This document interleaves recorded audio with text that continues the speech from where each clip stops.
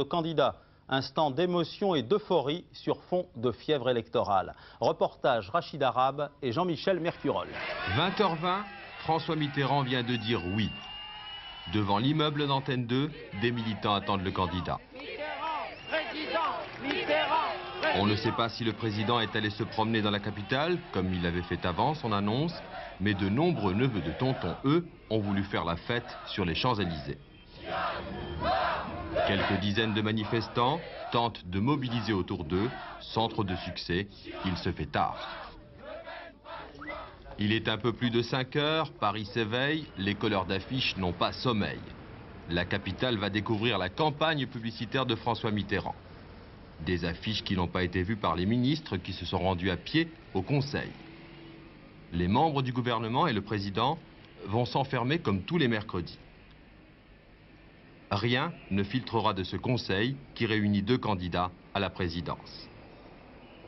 Silence, la cour de Matignon n'est pas une estrade de meeting. Et pendant ce temps, au 7 de l'avenue Franco-Russe, au quartier général du candidat Mitterrand, déménagé. Du mobilier en tout genre, canapé, chauffeuse, fauteuil, porte-manteau, du cendrier aussi également. Ils vous ont dit de revenir? Non, c'est pas, c'est terminé ce coup-ci. Mais pour aujourd'hui, c'est fini? Pour eux, c'est fini. Le directeur de campagne, Pierre Bérégovoy, est moins bavard que le livreur. Alors vous vous installez?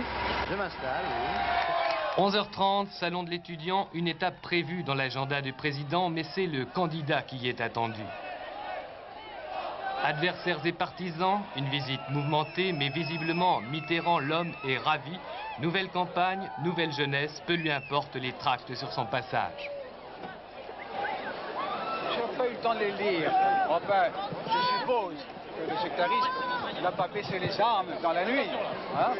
Mais c'est total sympathique, c'est vivant et on a besoin de vie. 16h, cinquantenaire du Palais de la Découverte, un moment de répit. François Mitterrand au milieu des enfants s'initie au gyroscope. Ici, il n'y aura pas de conflit de génération. À 17h, le candidat retournera s'occuper des affaires de l'État. Venons-en aux réactions à présent. Elles sont très contrastées, c'est le moins que l'on puisse dire. Les socialistes